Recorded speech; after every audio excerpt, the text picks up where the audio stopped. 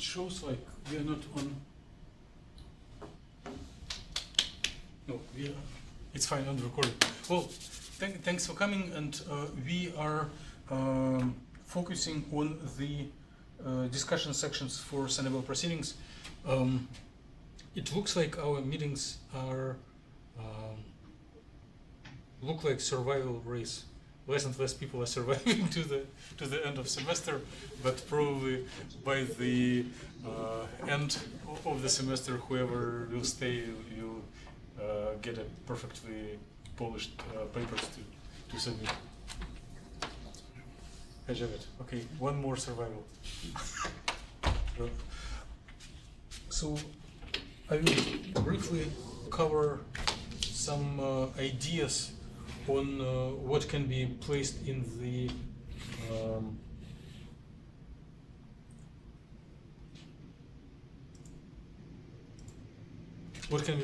discussion section, and then we will edit discussion sections of those who submitted them, and in parallel we will listen to overview of discussion sections of even smaller fraction of attendees. So covering things that may need to be discussed. If you look to ancient times, to the Aristotle and Cicero, and ancient recommendations how to make public talks and writings, they recommended to have like 50% of discussion section. Right now we have maybe 10% of the whole manuscript, but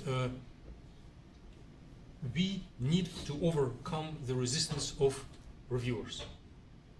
Reviewers are instructed by editors to find any weakness. It's like a game. And we may anticipate which side of our papers reviewer may consider as a weakness, and refute, prepare an answer, fight back, even before reviewer does see it. So we can write, a reader may not believe that this is this way, but you have an argument that this approximation is justified.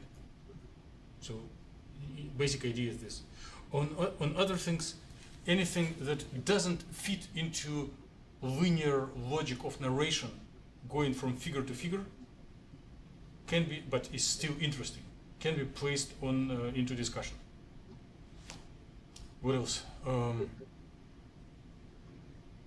All papers ideally are organized as proof of hypothesis, posed at the introduction and concluded as proved right or wrong in the conclusions. In the discussion, it is time to express personal opinion. Do I believe myself that the hypothesis was supported by the evidences from results? So if you have any unformatted thoughts which you believe are valuable and interesting, discussion section is right place for them. Any non-linear logic that is interesting goes into discussion. Any non-linear logic material that is boring goes to supplemental information. So the paper itself is fun to read. I plan to distribute this little forms as previous time.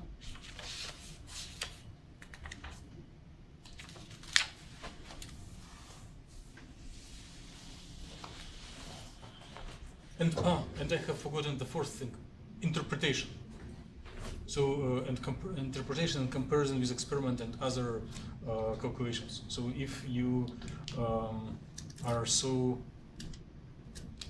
inspired to do this research and all your free time you read literature about subject of your research, you may compare what you read and what you have found yourself with the literature and report this comparison in the discussion. Nothing of the listed above is necessary. Discussion is least formatted, least logical, most creative part. You can skip it completely, or you can put anything you like. So those are only suggestions.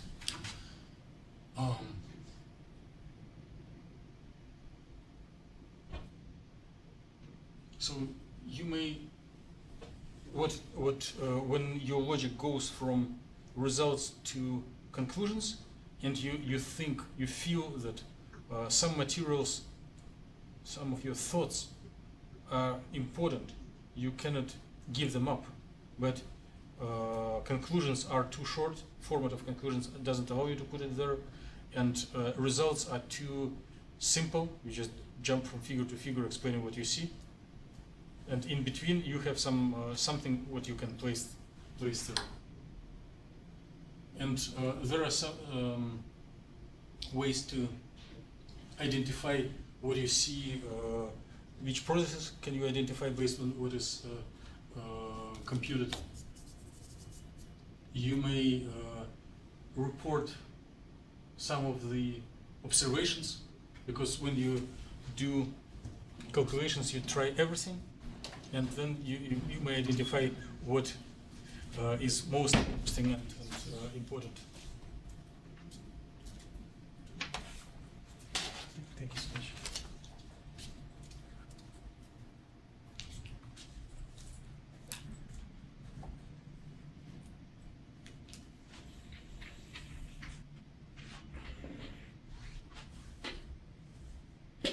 And when you interact with your colleagues, you naturally tell most interesting things first.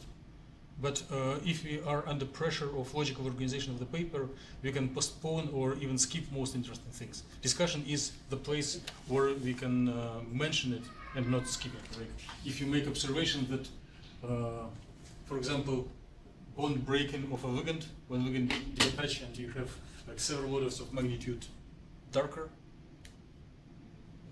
optical properties of material, discussion is the right thing. And even if you do not completely understand why it is, if you understand it's good, if you don't, still right place to mention. Like we did everything we can with what methodology allows, but this question still remains open. Such acceptance of incomplete thing are bad for conclusions, but are fine for discussion. Here are something that we already discussed about discussion. Justification, anything doesn't fit into result, and interpretation. So I'm going to distribute whoever submitted. We will sit and start editing, providing feedback, and as time allows, slowly, without rush on the background, there are 3 speakers who can share their an overview of their discussion sections. So it will be Fatima, Aaron, and Alisa, who probably will come a little later.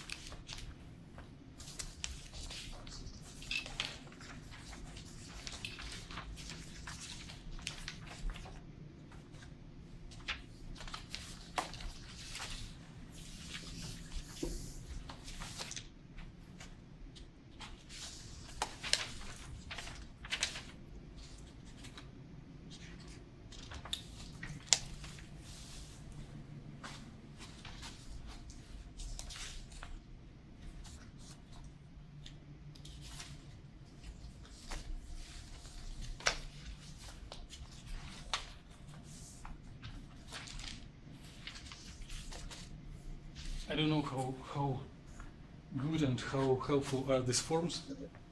Right now I think they are obsolete and one can redesign them better, but several years ago they helped a lot in this similar circumstances.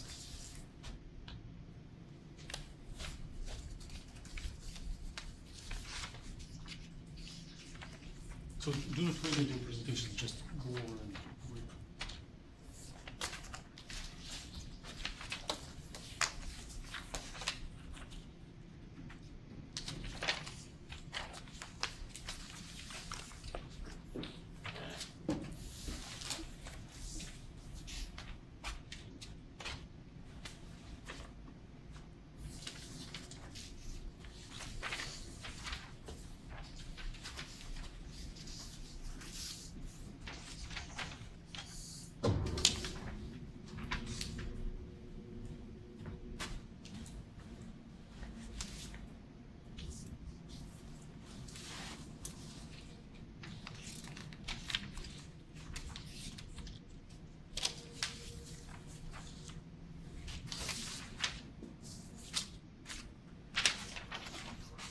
You don't want to see this, right?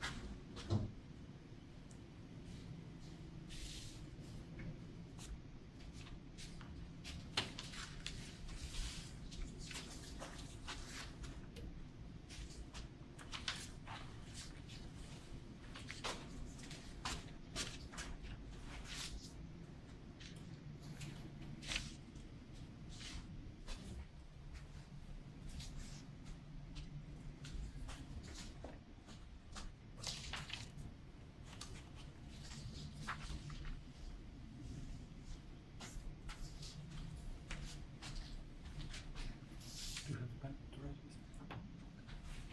Would you like to be the first to present? I didn't know that. Huh? Just go over your notes.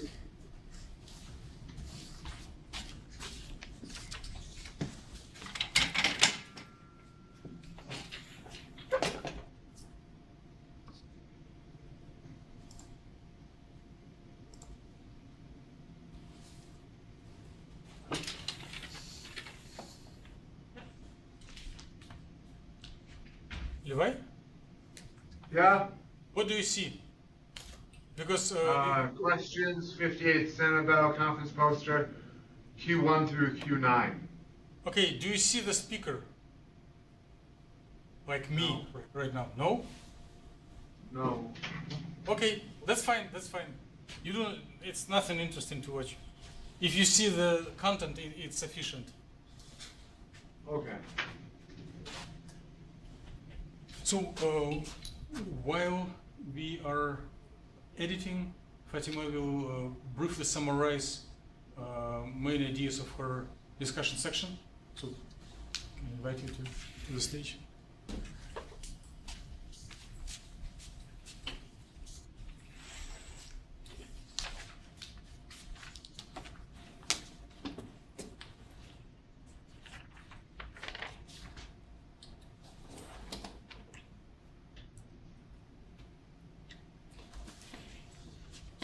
First of all, I didn't know that I have to present this. It's okay. So I have encountered these questions in Sunnyvale conference poster session, in my poster session. So there are, I think, 17 questions. For the first question, I wrote, what we can learn from this research. So we learned ground state electronic structure, optical properties, and electron dynamics on silicon nanowires. Good. And question 2, so what is the benefit? This is Levi asked me this question. So which one is good?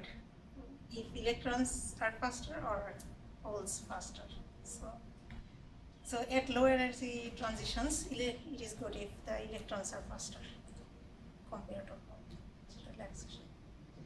So can you explain why for photovoltaic effect different rate is needed? I don't know exactly the answer. So you may focus on question number 2 again. Anyone see connection? Doesn't it have to deal with that holes have a higher effective mass? So if the rate is slower than the electrons, then there's a buildup of charge, which causes the photovoltaic to become less efficient? Well, for photovoltaic effect, you need interface. And in this research, it is homogeneous nanowire. So as a standalone model, it will never give photovoltaic effect. It's some, even if there is a connection, it will be very indirect. Like a catalyst? For catalyst, yes, because when charge carrier is at the band edge, it is more active. And also, there could be connection to your main interest K point. So depending on the stage of relaxation, well, right now it is not yet in this calculation, but potentially if we go through relaxation, the majority of charge density for each carrier can move between different K points. But it depends on the...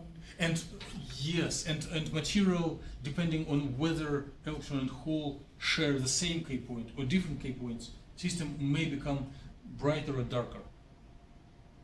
Excitation is probably direct transition without change of K point. But during relaxation, and depending on the different rates, electron and hole can relax to different areas, to different values of different K points, and then instantaneously the model stop immediately. But in her model, the band structure is kind of more flat. So to change the K point, the momentum change will be very insignificant, right? Very small number in that case. Mm-hmm. So it's kind of... No.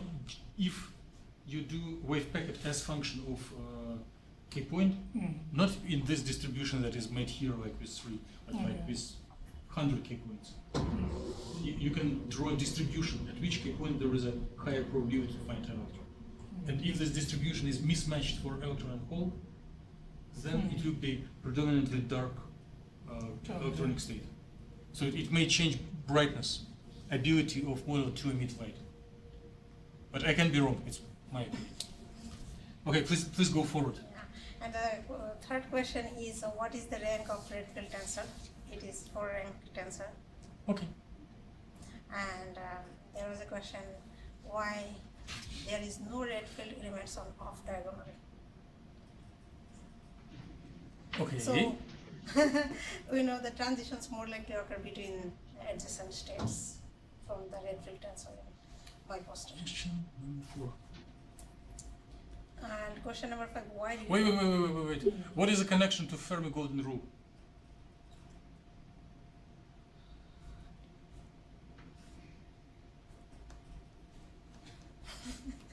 So, I assume you know what Fermi golden rule is. I know Fermi golden rule, but... Okay, so in Fermi golden rule there is a resonance condition that initial and final state should be in resonance. Then the transition will be most efficient. And if you go to adjacent states, they are very close in energy. If you go over the neighbor, several states away, they have much more different energy, and it slows down the elementary relaxation event substantially. So it is mismatch of resonance condition in Fermi golden rule.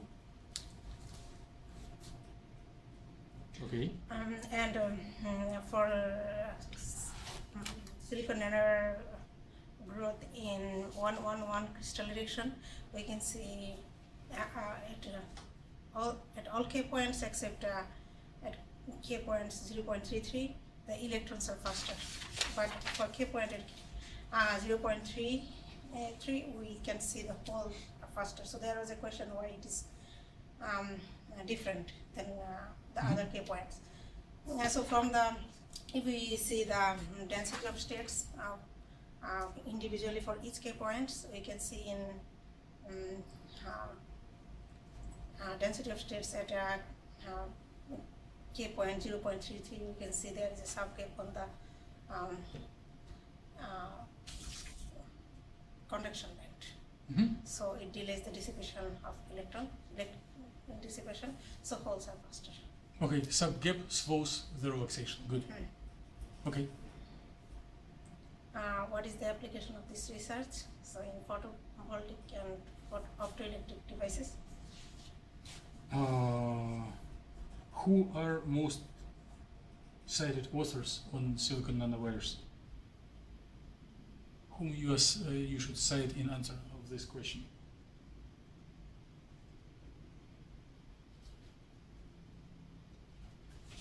Okay, I am writing an answer to you here.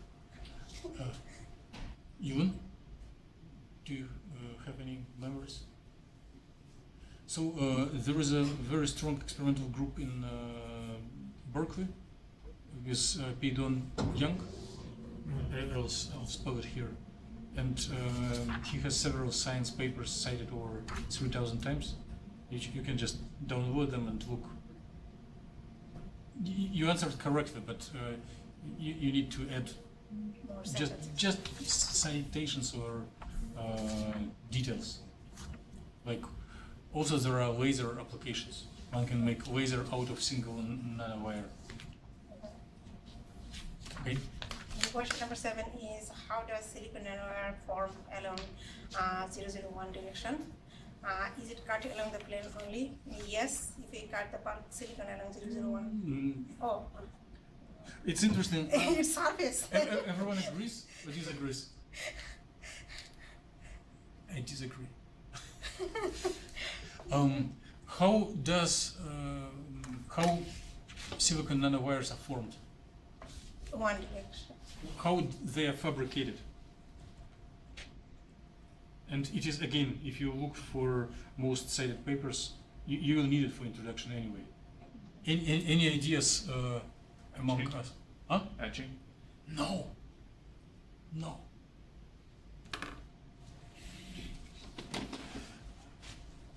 Let me see if it is a touch screen so that I will. Yes, I can probably draw right here. If you don't mind, I'll draw over. Do not leave. We will continue. I will try to do it on the side.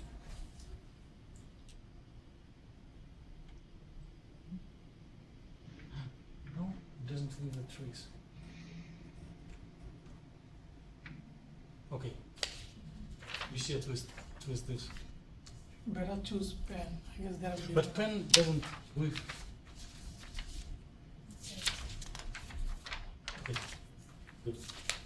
So one makes substrate of either silicon dioxide or silicon. It's not as important. And then one prepares the gold nanoparticle. And on the top, one uses one of the compounds that Dr. Han may like. Silane gas. You know, methane, if you replace silicon, carbon with silicon, you will silane gas. And its main property is that if it touches atmospheric oxygen, it self-ignites, by the way. So then one makes a chamber. It is not vacuum chamber, it is pressurized chamber, but it is isolated. And then one heats it up to a temperature of gold melting. Then the gold in the atmosphere of silane makes same as water makes to carbon dioxide. it dissolves it. In soda that we drink, there is a huge amount of dissolved carbon dioxide, right? Gas dissolved in liquid. Same way, silane dissolves in gold. Actually, silicon dissolves in gold, and hydrogen escapes, evaporates. This is actually surface science. You may like it. And then, instead of gold, it becomes the eutectic alloy of silicon X, gold, Y. And when this alloy touches at the area where it touches the solid surface, the question is the most interesting, intriguing thing is that silicon melting temperature is twice as big compared to gold. So gold melts at whatever, whoever's from experiment should know better, but like 500, 600 Celsius, and silicon is over 1,000.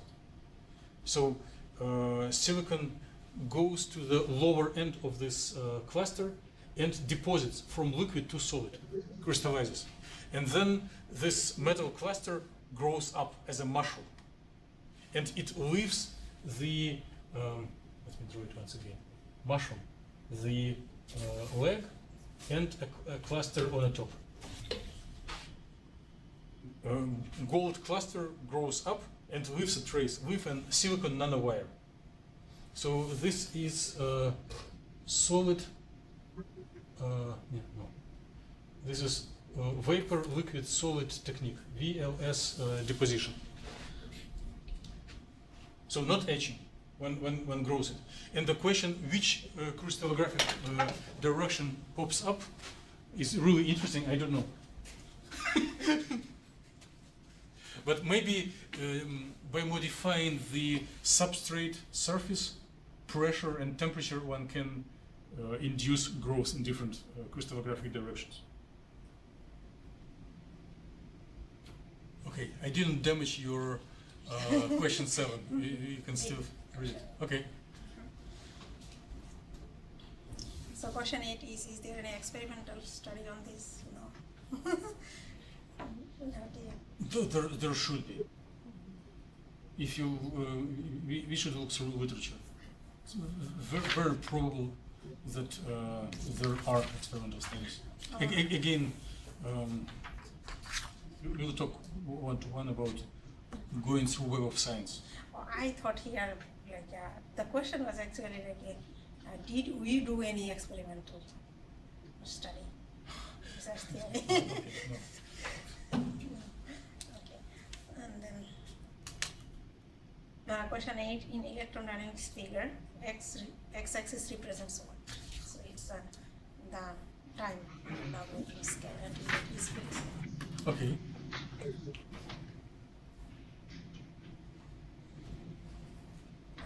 So question number 10, what is the subgame?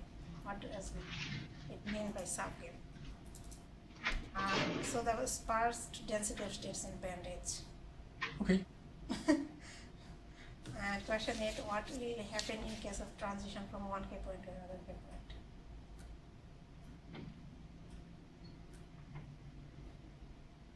And your answer? My answer is we assume momentum is conserved in this research. We are planning to study further when momentum is not conserved. So suppose that you have completed the next step. But what happens physically? We know that there is a momentum conservation law. So if electronic system goes from state with 1K value of momentum to another value of momentum, where does difference of this momentum go to? What happens? Anyone wants to help to Fatima? Javed should be most prepared to answer this question. I didn't follow this. Which number question? 12? The lucky one. 11, actually. Okay, 11? Yes, okay. Yeah, it can be, it depends on the momentum change of these two points. You didn't answer anything. The question is can be travel or not? It's dependence on the band structure. What happens to momentum? If How does it contradict to momentum conservation? if momentum, it need to be conserved momentum, but its momentum change is less than kt, so it can be transferred from one k point to another k points. So what Jabet is telling, he wants to violate momentum conservation, and he tells that it is an okay approximation.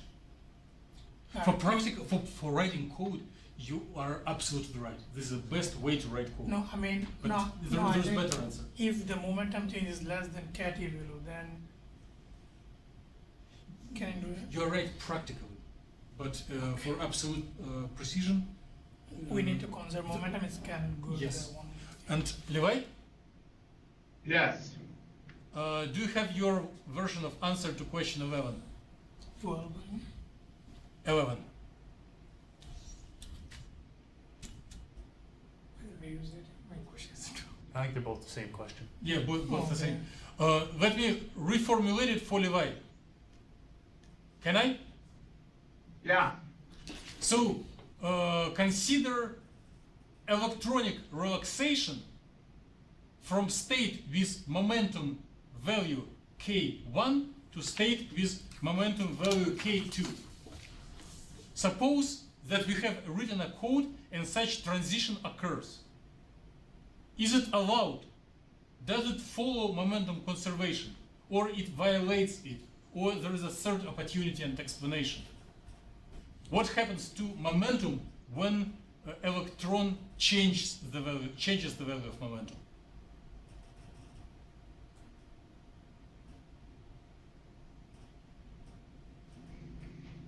I would assume that it is able to do it. And Okay. I would assume that the system pays the price for changing its momentum, which would mean that the kinetic energy of the electron would either go up or go down depending on the relative kinetic energy of the two K points. Okay. But I could be completely wrong. No. You are brave enough to recognize the problem. Did you play billiard? Yes. So, what happens if one ball collides with another one? Depends on how you do it, but I believe the answer you're asking is if you hit one with the other, the ball that has the initial momentum will give all of its momentum to the second ball, and it will stop, and the second billiard ball will continue. Excellent. So, your first ball is electron, mentioned in the questions in Fatima's work. What is a second ball? I would assume that that would be a phonon Yes, or lattice exactly, vibration. correct. Yes, you are absolutely right. So the momentum goes away with a phonon. Right now, we assume no momentum for phonons; they are just vibrations. But if you discuss things rigorously, each phonon has not only energy but also direction. In solids,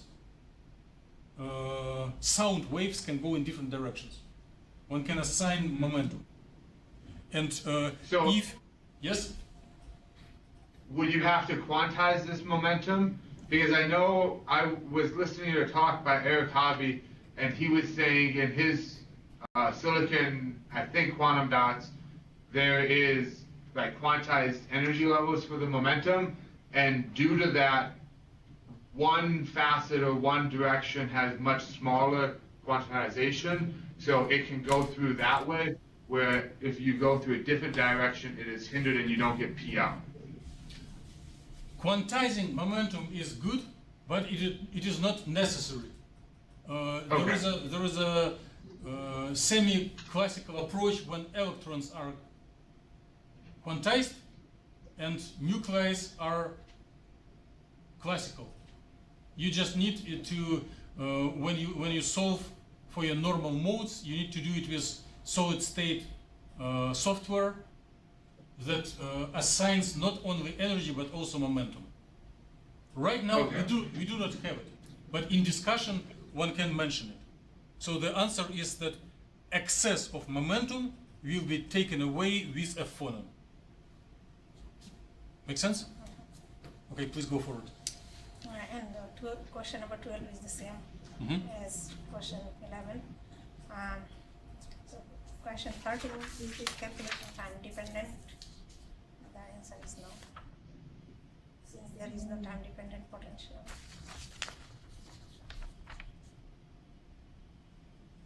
So we used time independent Schrodinger equation, quantum equation. Everyone agrees? We do use those. We use those as like building blocks to put into other equations. So the ab initio tools, the codes that we run, they are based on things that you've mentioned, on time-independent quantum equations. But in fact, the Redfield equation is time-dependent. So globally, we do solve time-dependent equations.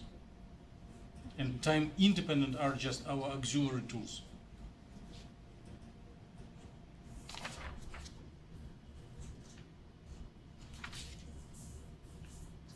Question number 14. In Redfield tensor, why some elements amplitude so high? The maximal absolute values appear for those elements described in the expression. The high transition probability, I would say. Can I ask a clarification? What does question 14 mean? Yeah, I think What amplitude are you saying? What is the amplitude? Like there are some bars, right, on the Redfield tensor graph. So why those are, some of them are so high and there is But what is that in bar indicates? Redfield tensor element along z-axis. So it's Fermi golden rule transition probability from one alternate state to another one. I think your question 14 is connected to question number 4, and answer is the same. So when resonance condition is matched because of delta function in Fermi golden rule, the transition probability grows like crazy. So it's resonance conditions. Question number 15, why elements of Redfield tensor are higher on one side? Because the density of state is higher in that side. Okay. when you say one side, do you mean like conduction and valence band side? If you look at the Redfield tensors, either valence band or conduction band, the elements are higher, right? In some, at some K points in valence bands, and some K points in conduction bands. So why? Question. Ideally, it should be also non-symmetric along across the main diagonal. On one side it should be higher, on another lower, because one is relaxation, another is thermal excitation. Okay. So in a single word, what we can learn from this poster is kind of similar to question number 1. Huh? So in a single word, what we can learn from this poster?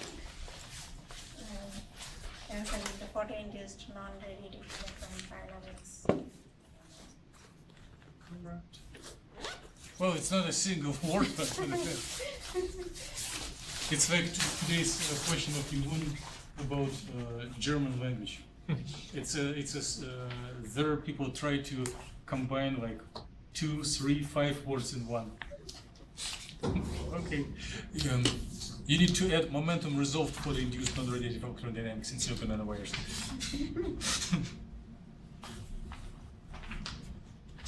And the last question is what we can learn from Redfield tensor. So Redfield tensor represents the transition. You can learn the transition probability of population. Thank you.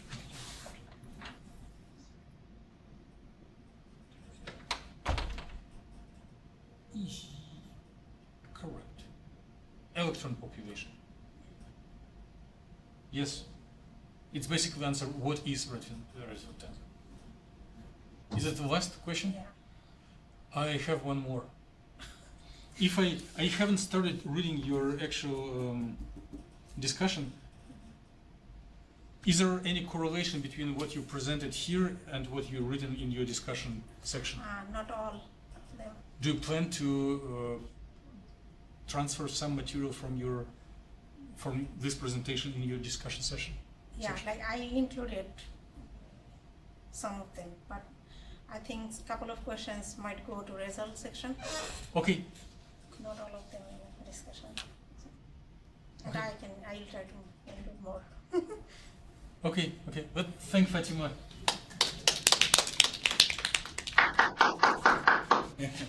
Device, thank you for the loud applause.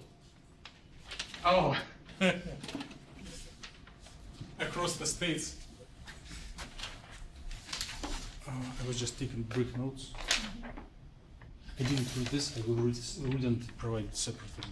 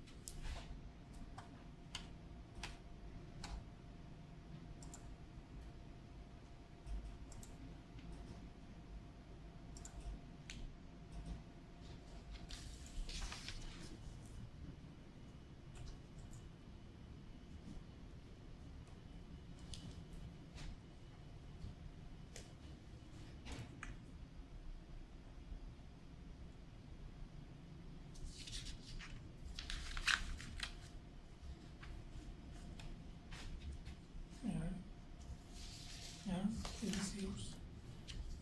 That is John. Yeah.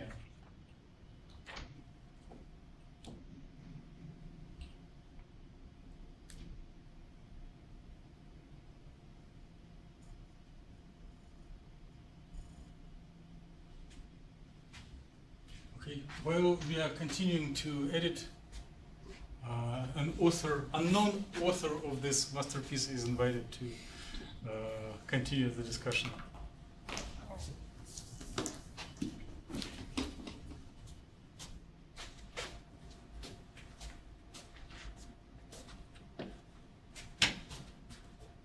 I think this is my second slide. This is my first slide.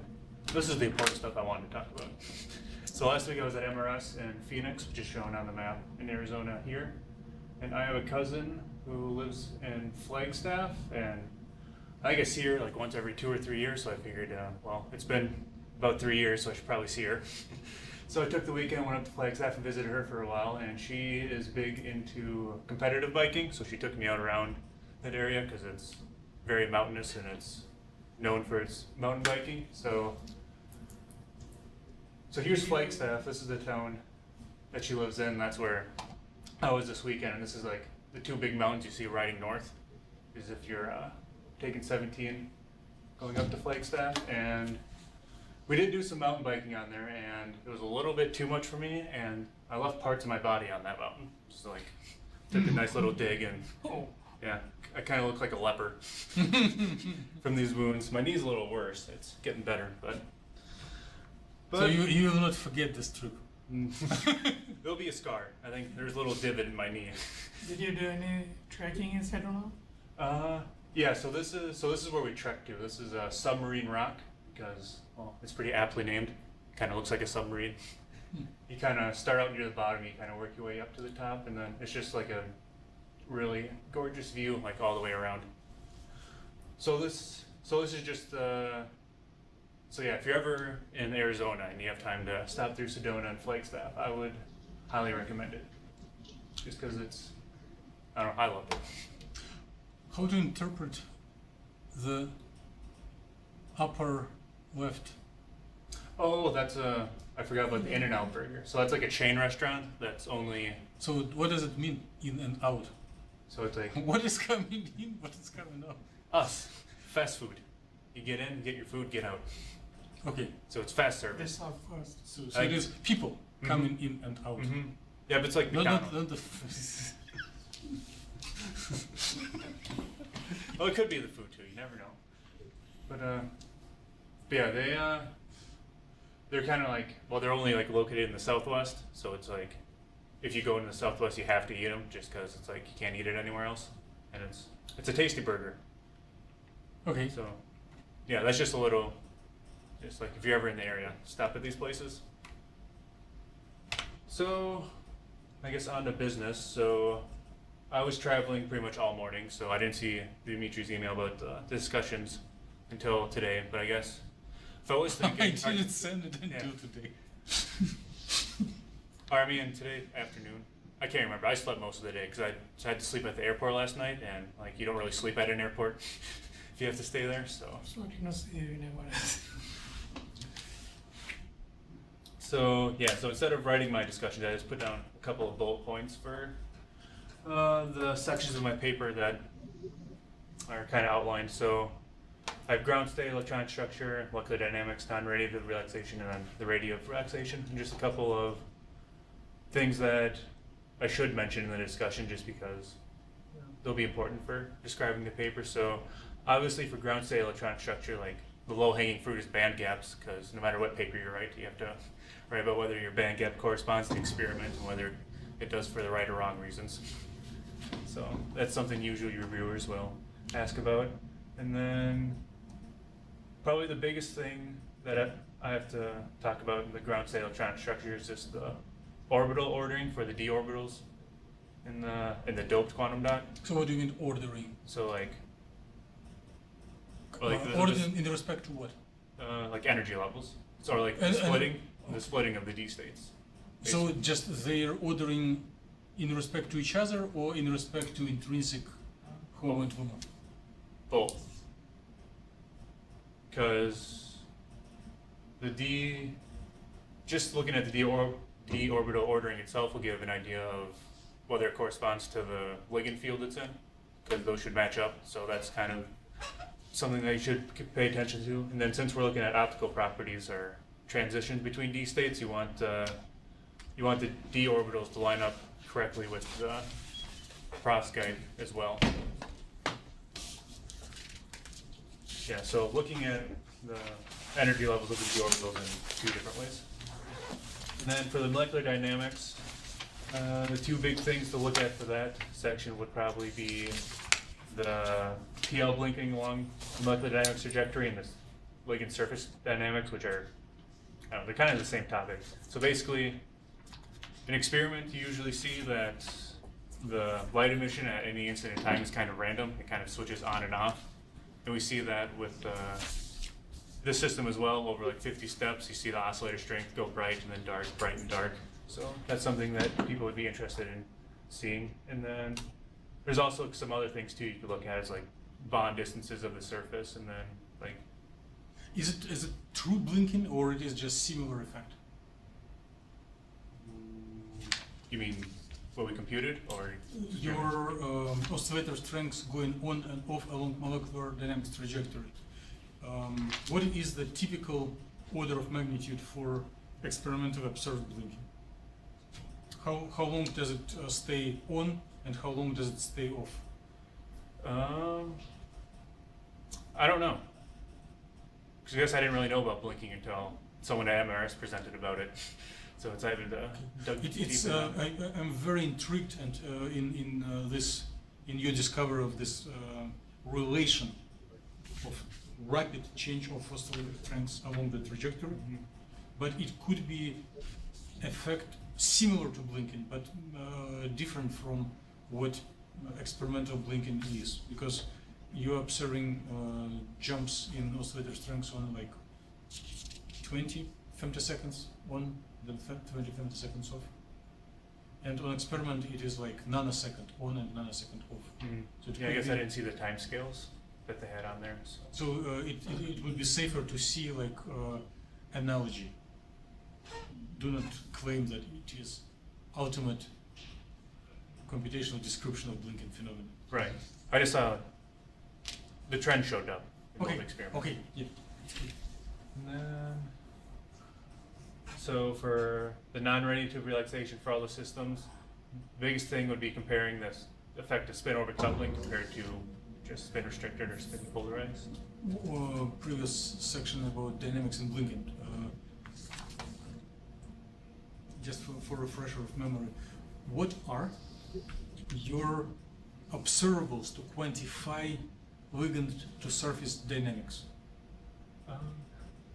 Because if you want to track each individual bond, you'll be very tired because there are like about 100 critically important bonds. Right, it would be like an average, because you can do that in Excel. You could probably pick up closest neighbors. Did you plan to do radial distribution? You don't need to recompute anything right now. It's just for future and for discussion.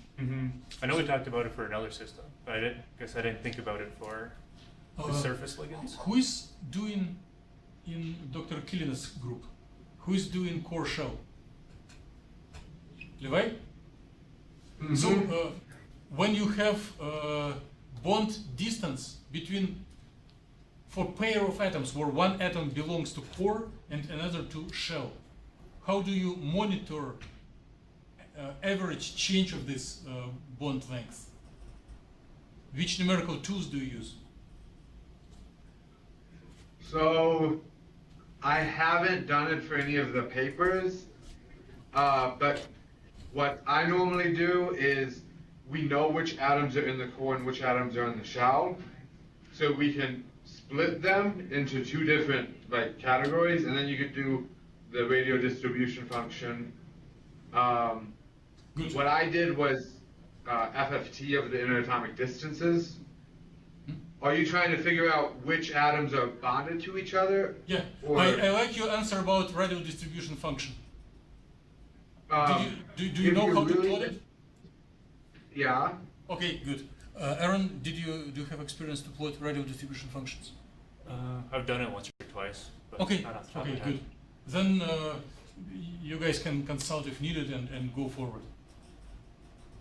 The other thing that I did was I just looked up in tables the bond distances between various pairs, and I neglected anything that was 125% above that, just so then you get the nearest neighbor effects. But radio distribution function picks up nearest neighbors because you should have a major peak and then it should die, and then you can get smaller peaks as you get further and further away. Okay, yeah, good idea. Thank you. Thank you, Levi. Sorry for Do you interrupting. have a code to compute it, Aaron? I think there's a script in the bin. I know I've seen Okay. RDF in our bin anyway. So then, non-radiative relaxation. Yeah, just the effect of comparing the spin orbit computed red field tensors to the spin restricted or spin polarized ones, because they do show different trends between both of them. And I guess one comparison you could use is that both the non-adiabatic couplings and oscillator strings both depend on spatial overlaps, so you can make an analogy between those to describe some of those trends or try to get some sort of insight. They're at least proportional to the square. There's some other constants in there, but if you hold them all constant, it's you should be able to get some sort of insight. And then we can also look for non-radiative spin flip transitions, which would be important because we're looking for when we get to radiative relaxation, we're looking for a specific transition. So it would be nice to know what the spin magnitude of the whole system is at specific times throughout the dynamics. And then for the radiative relaxation, when we try to generate our PL spectrum, the biggest thing there would be determining the role of electron correlation in these systems, because we basically neglect it. But we know for d orbitals that they're very localized and they're correlated, so you should rigorously use what's the word I'm looking for? Not GGA, but a hybrid functional.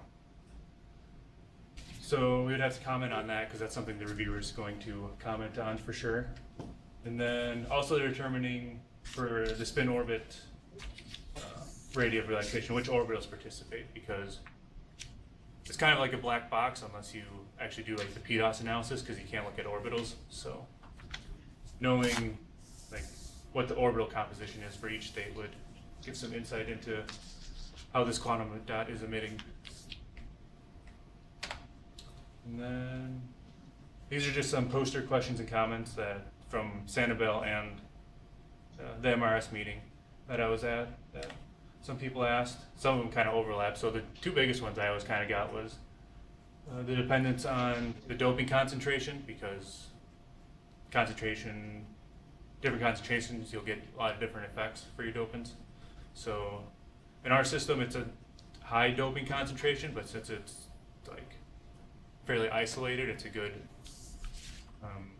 physical model for describing like just a single dopant, because it's basically just a dopant in a ligand field and then surface. So it's a good model to describe low doping concentrations. And then I also get some questions on what would be the effect of placing a dopant in different places in the perovskite, which is, I guess you really have three options. You have like the pristine, so it's in a perfectly octahedral field.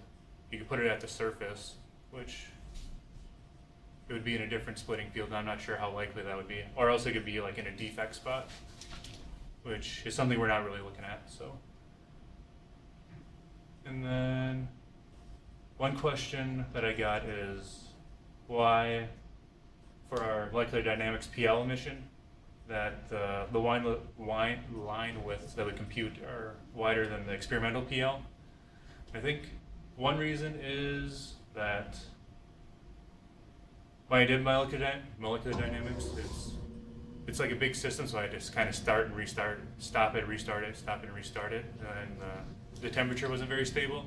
So I think the average temperature was more like 330, 340 instead of 300. So that's going to widen the PL a little bit. And then, So, compared to room temperature experiments anyway. Yulun knows a list of speakers at ACS in Boston, and there is a lady from City University of New York with double family name. That sounds Spanish. Fernanda Sela. She was speaking at USD. If I forget, if you do not find, you can ask you. Okay. So she published papers, not one, several papers, that temperature in experiment and temperature in ab initio molecular dynamics are not one-to-one correlation because of accumulation of errors from different purposes, different origins. And her conclusion was, I don't remember exact numbers, but if you want to model 300 room temperature, you need, for coincidence with experiment, you need to run 200 Kelvin modeling, or opposite. So, and this discussion, right now there is no time to do recalculation, but ideally the question will be formulated in several steps. First, rerun dynamics at several values of temperature, compute MD photoluminescence at each of those, find which computational temperature corresponds to width observed in experiment, and then discuss why computational temperature deviates from observed temperature. It will be same scientific value, but some people feel very much upset if they see curves not coinciding, and here there is a way to achieve it. If you lower temperature in simulation, it will match. Okay. Maybe in next or next paper. So then, More. I can't really think of any other questions I had. So no one was asking you about Rashba? No one was grilling you about methods?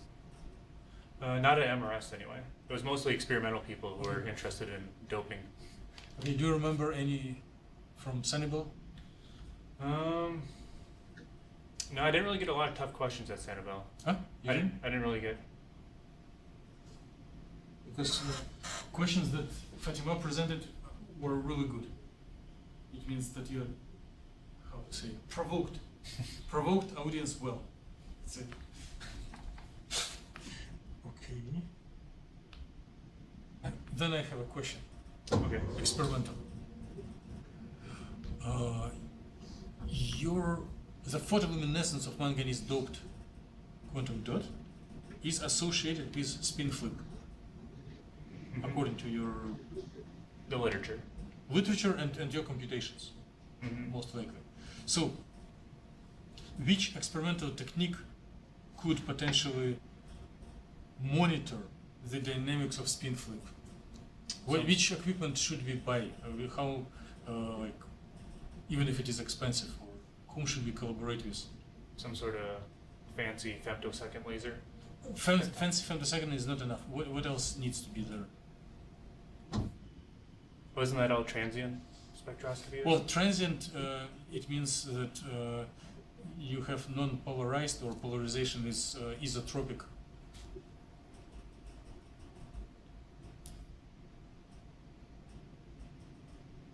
I guess I don't understand. Or I guess I'm not getting context.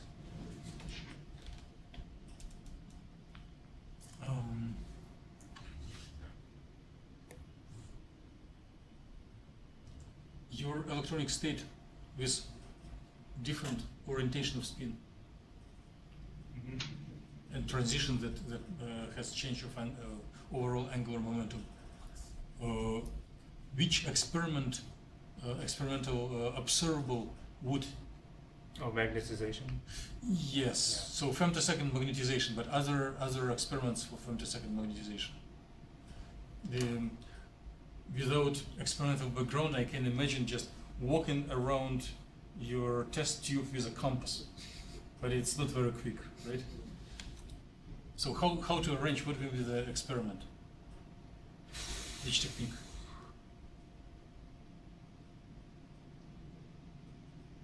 At least in which direction should we dig? I don't know, whatever Felix does. Huh? Whatever Felix does. Who? Felix, I can't remember his last name. Drescher? Oh, Guy at Felix. Okay. And what? Okay. But any of us has an idea? There are an experiment like polarization, something, I forget the name, yeah. So for this types of exotic transitions, the polarization of light should change. Did you saw the materials modeling studio or just IMAX three-dimensional glasses? Mm-hmm. Polarizers? Mm-hmm. So it should be femtosecond with polarizers. On both pump and probe, there should be either parallel or crossed polarizers, and maybe linear, maybe circular. So it should be time-dependent circular dichroism, something like this. So it is the direction where we should look. So I have one first paper on that they use that method, yeah. so you may chat. I've read those papers, but they don't make any freaking sense to me. This paper. Just this cite one them. is for Do not fine read. Just structure. cite them. They do the for cadmium selenide finite structure calculation, yeah. They define speed. It's an experimental paper, it's old paper. If your paper will be strong enough, they will come after yourself anyway. They will find it online and send you email asking for details of calculations, and they will tell you. Do not worry, we know how to measure it, just tell us more how your spin flips. Okay. But it's better to mention it in the discussion. Mm-hmm. That makes sense. If indeed spin flips, as these calculations show, it potentially can be detected with femtosecond circular decrease experiment. Questions to Aaron? If no, that's about him. Aaron, you don't need to applaud yourself. I felt like I had to. I felt like you did a good job. Oh, listen, you missed my promo. But if you're ever in Arizona, check out these two places. Okay. I was thinking to go to Arizona, but I didn't get this. You got to next time. Was it cold at the mornings? In Flagstaff, yeah, because it's like 7,000 feet. In Sedona doesn't matter because it's like 5,000. So it's. I wish I stayed a couple of days more and then go there. I was going there maybe 11 years ago, and it was in the summer, but the water in a cup outside of the tent was freezing during the night. Where you was in Friday? Conference or here? Say that again? Where you was in last Friday? I was in conference last Friday. I attended, but I didn't know that you were there. Oh, you were at MRS? Oh, yeah. For 2 days only. Yeah. Oh. What sessions were you at? Friday, Thursday, and Friday. Or like what? Oh, my session. Mm-hmm. I went there. There's the one. I forget like the name of the one. She did some single fission type for competition. I hung out and there was like 2 prof Skype sessions that were going on like simultaneously. So Yeah, I went hopping there. back and forth. I saw one Pascal session, but I.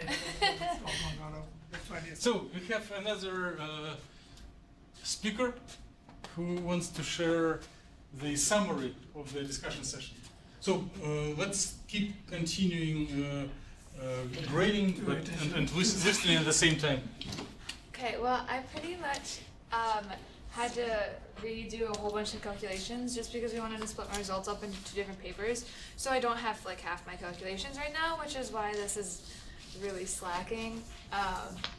But it should be done in the next couple weeks, but I'm not submitting the same journal as you guys are, so I don't have a deadline or anything. Okay, so these are the questions that I got at Sanibel.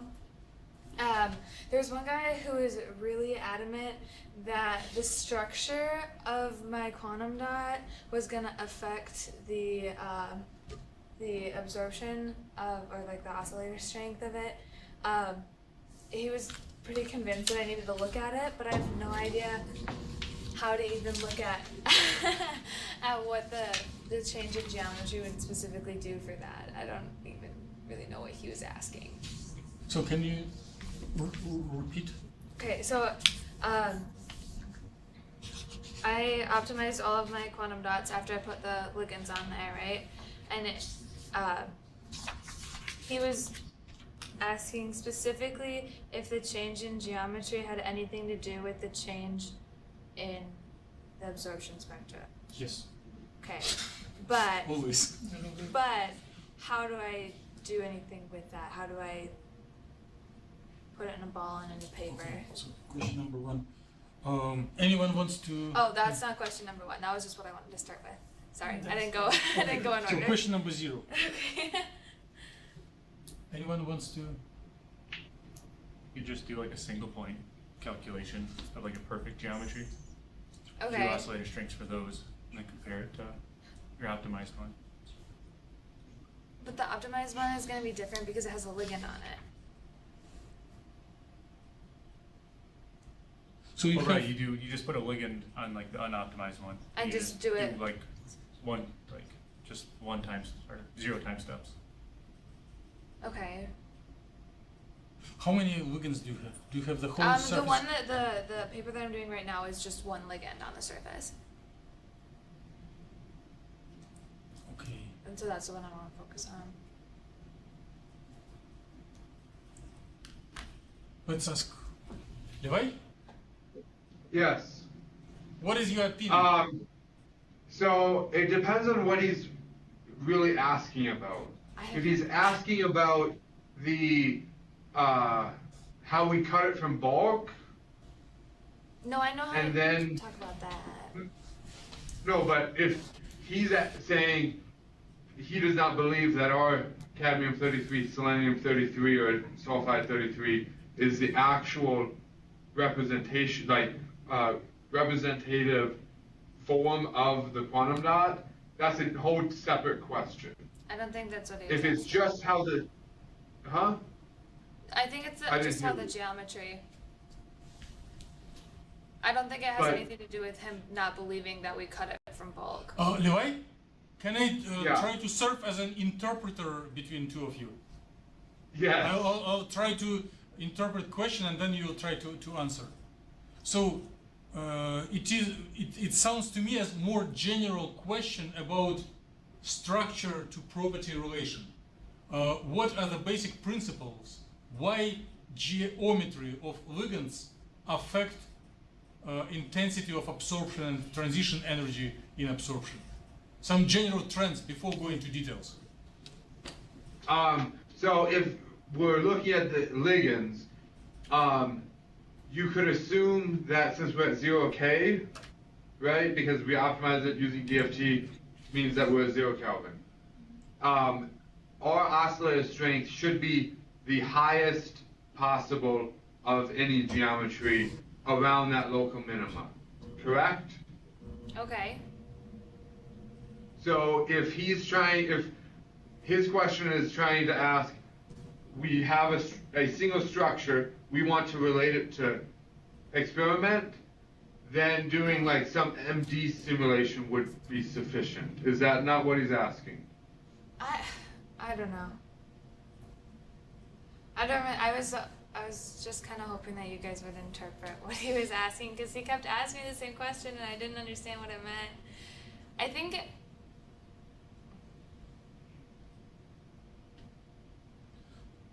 Okay, let me try. If anyone, so in crystal lattice, each of given material, each atom has specific coordination number of neighbors at certain angles, at certain distances. And in cadmium selenium there are 4. Like each cadmium has 4 selenium neighbors, and each selenium has 4 cadmium neighbors. In the environment with 4 neighbors, atom or whatever ion feels itself happy. If a neighbor is removed, atom becomes unhappy and may do nasty things on overall absorption and emission. okay. So on surface, there are undercoordinated atoms. Undercoordinated means missing the neighbors. But if you put ligand on the spot, it makes the originally undercoordinated atom happy again. It provides missed coordination. Therefore, generally, ligands improve optical properties. So it's one mechanism that probably visitor of your poster was looking for. Just general statement before going into details.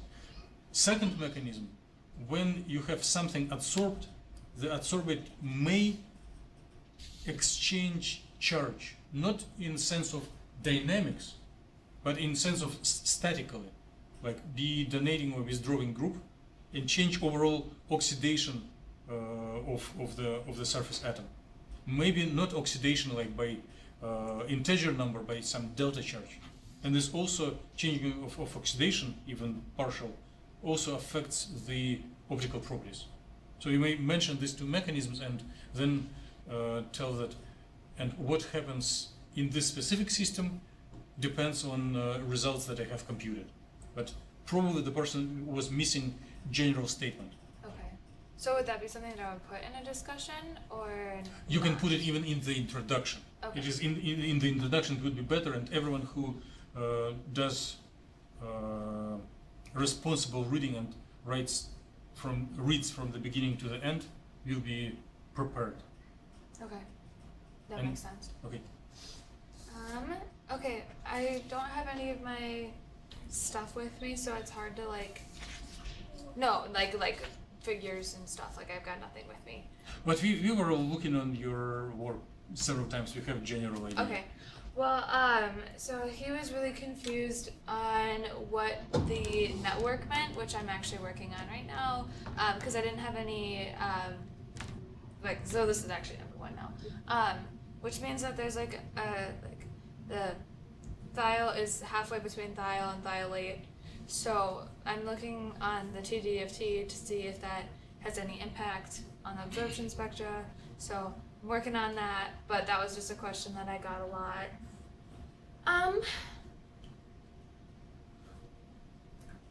And it kind of goes along with number two as far as the network, if it restores any sort of strength of transition, since thiolate has a tendency to be dim, at least in propylamine. So I have a private opinion that can be wrong.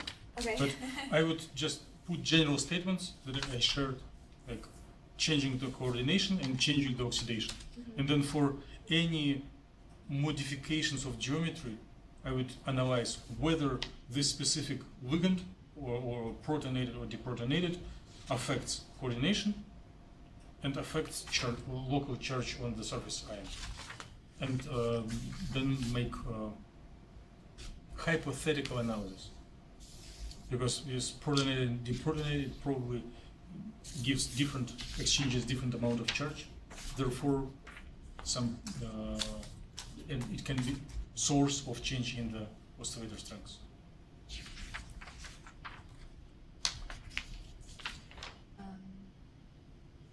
I'll make a recording and you'll think if you Okay. like or dislike it. All right. I think I understand what you're saying, but I'm not 100% sure. So,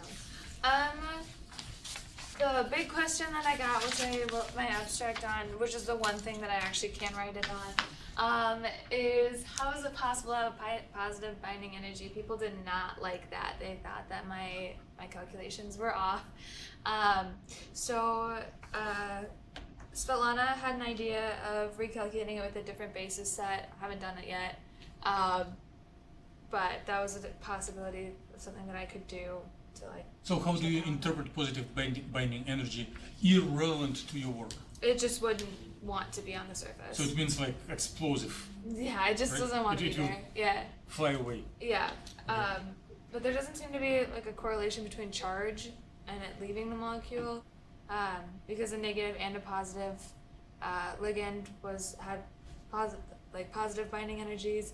So I didn't really understand why that was happening.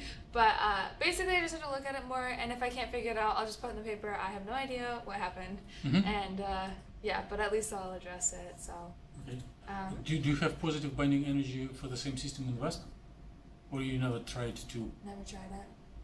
Yeah, I haven't touched it. Because when you do calculations in VASP, there is less choice of hybrid functions, but there is no basis set related errors.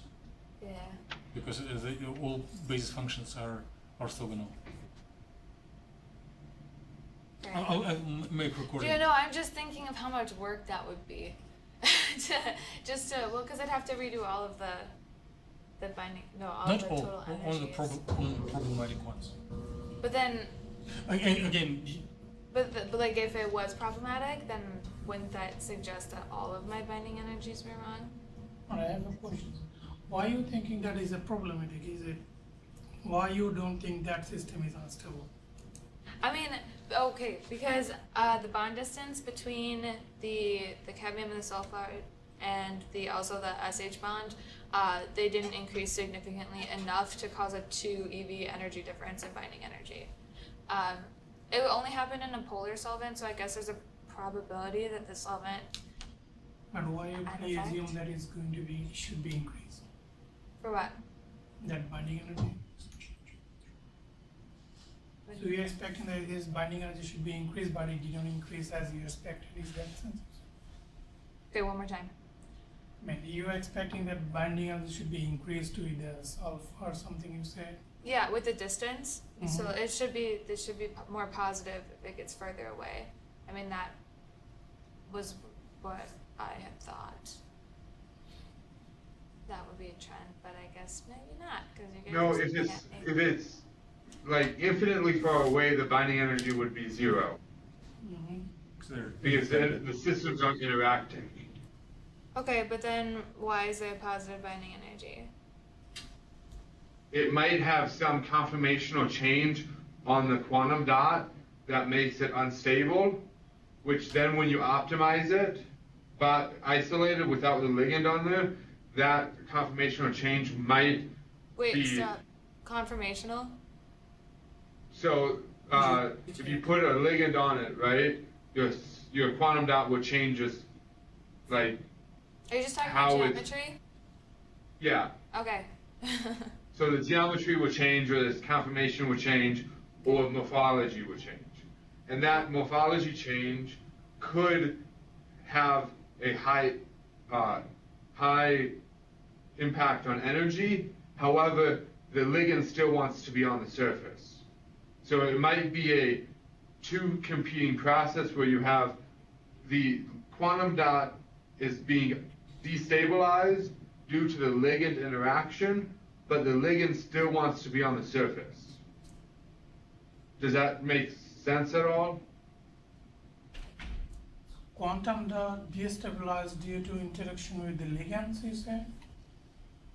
Yeah, I haven't seen the, I haven't looked into the structure to see what changes compared to the optimized with the ligand and optimized without, but that might be one reason why with the ligand you have a higher energy than without. Does, no? Okay, wait, so the ligand on the surface would make the quantum dot unstable, but the quantum dot would still want the ligand on the surface? It might be in like some local potential energy surface minima where to remove the ligand, there's a high energy barrier, Okay. but where it's located on the potential energy surface changes the quantum dots geometry, which then causes during the optimization of the isolated quantum dot without the ligand to go down a different wow that then, that's a little too close, Dimitri. Okay, I do not see how. Please navigate me. I'm zooming out. A little bit more, keep going. A little bit more, tiny bit more, a little bit. One more little clip. And there, that's good. Can you see the So does speaker, that or make- you see? Can you see the speaker, or you see only the screen? I see both, Excellent. but now it's readable. Does that make sense, my answer, Yeah. Alyssa, or no? Yeah, it makes sense. I don't know how do you even prove that? So one way that you could possibly do is start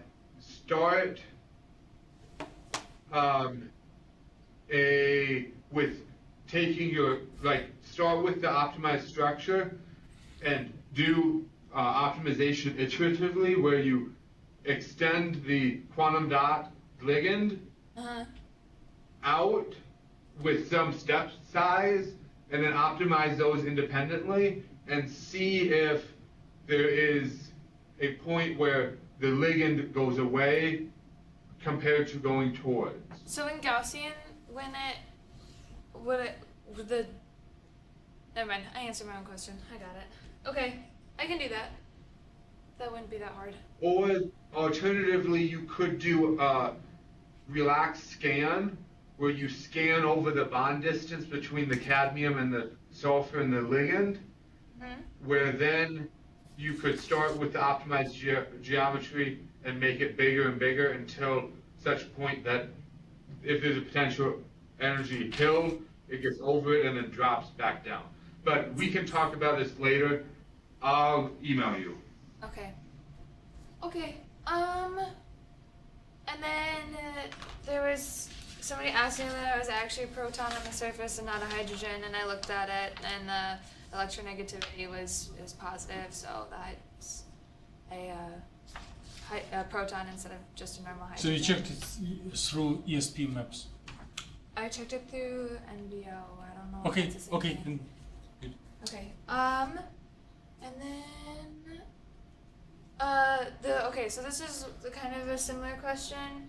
I don't really know how to even address whether or not the structure changes based on solvent, because like how do you measure something like that? Optimal interatomic distance as function of solvent. Right? What is your comment?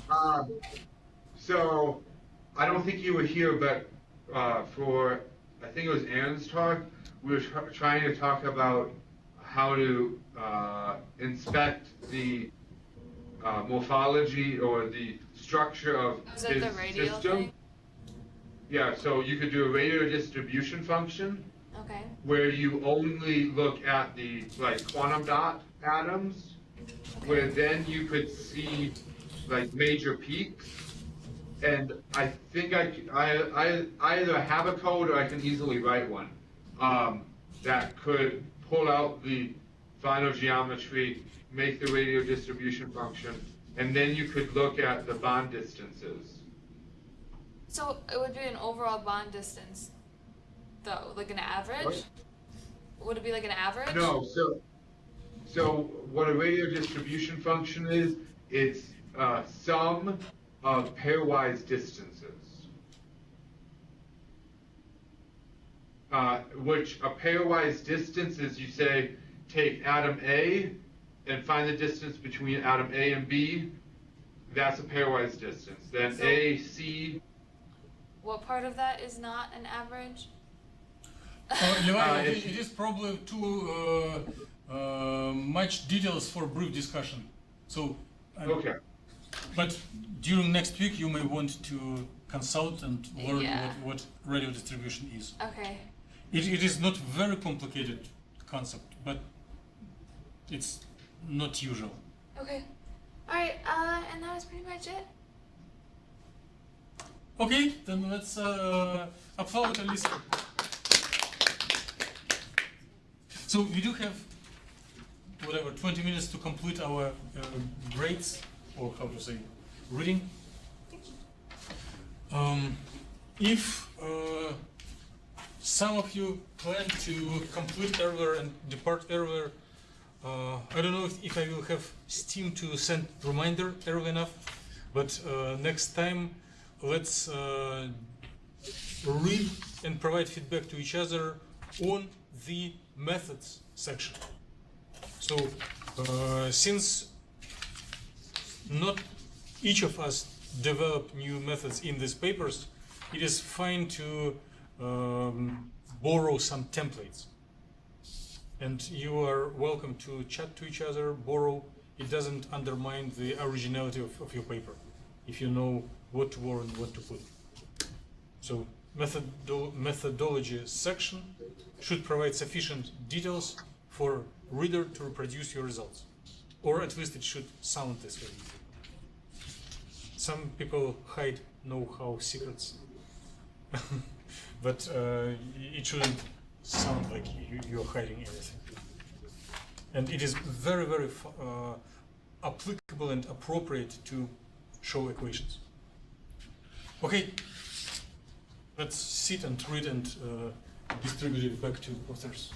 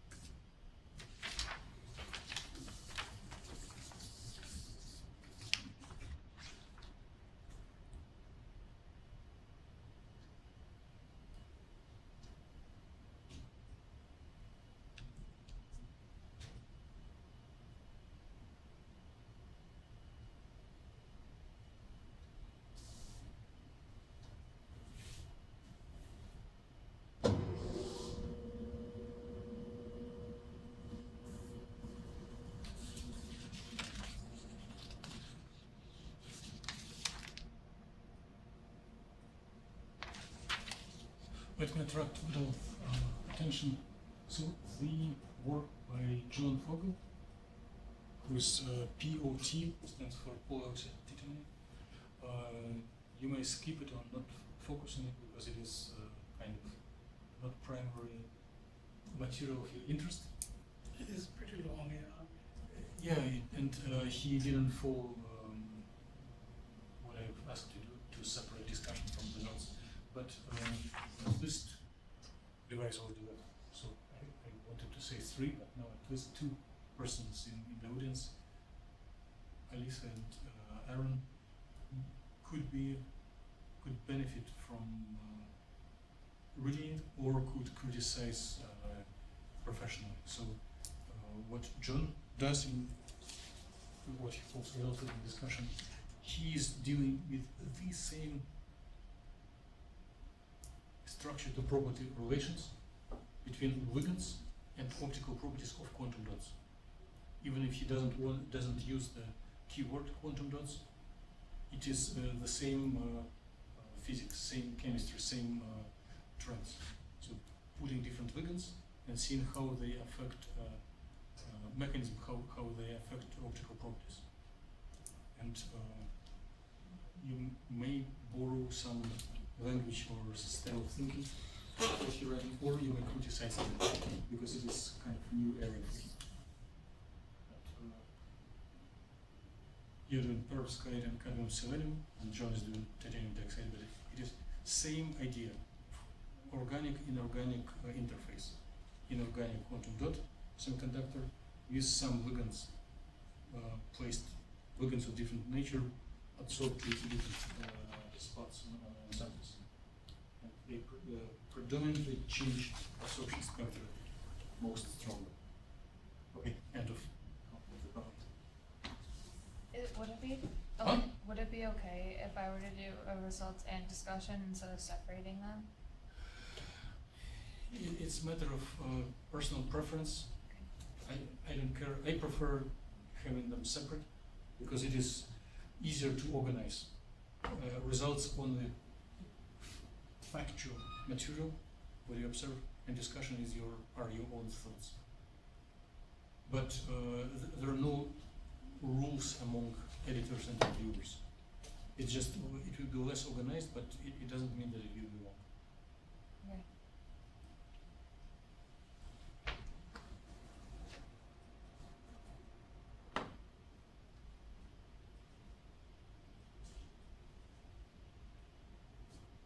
I can share personal experience why I like discussion sections. And you could be witness of this, of what I'm going to tell. When you submit a paper to the journal, it is being reviewed, and reviewer requests some changes and asks some questions.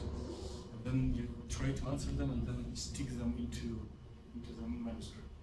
But sometimes you cannot find spot where your answer may fit. It doesn't go to conclusion, doesn't go to introduction, doesn't go to results. And if you have some unformatted just answers, you just dump everything into the discussion. Nice.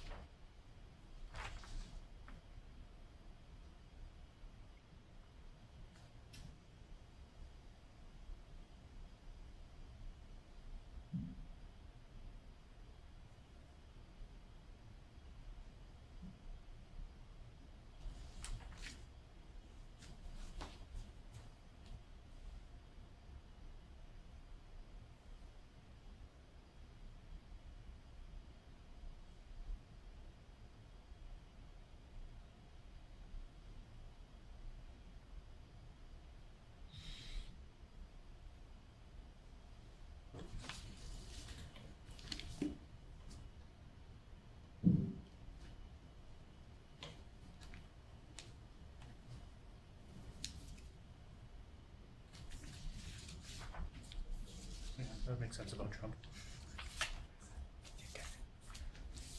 We have pleasure from seeing other people fail.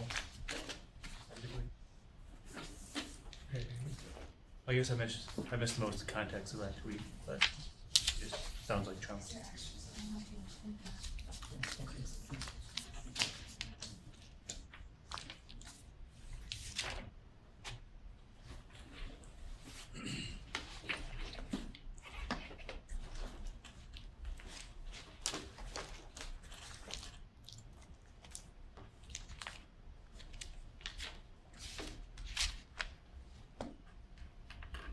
Whose is the unraveling the quantum nature one? Is it yours? Can I keep it so I can look at it? It's really good. I just like it as a template. That would be great.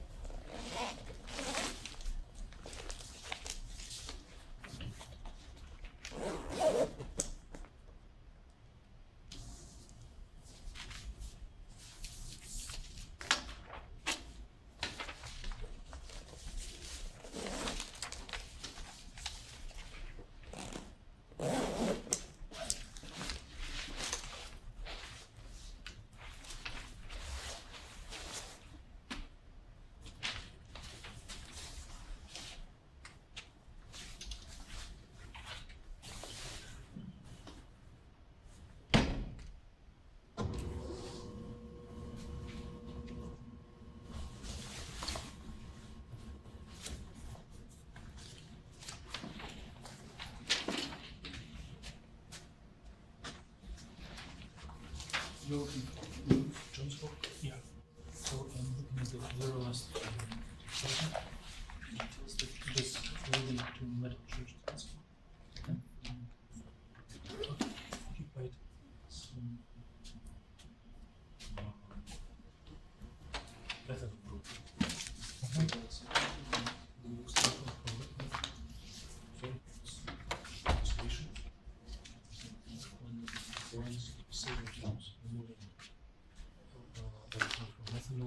It could be oxidation. It could be well-defined chemical product. With your chemical experience, you can ask this question. So.